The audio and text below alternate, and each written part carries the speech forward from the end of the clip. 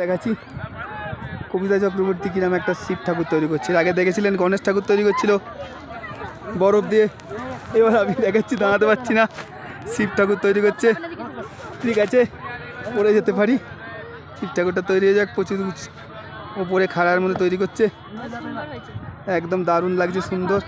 দেখি কবিতা, মুখটা দেখাও। হ্যাঁ ঠিক আছে, দেখালো মা ঠিকঠাক, কি সুন্দর একটা শিব ঠাকুর তৈরি করেছে বরফের। ঠিক আছে, শিব ঠাকুর তৈরি হয়ে গেছে। ছোট ভিডিও, হাততালি নিজেই দিচ্ছে, নিজে শিল্পী তৈরি করে। হাততালি দেওয়ার লোক পায়নি।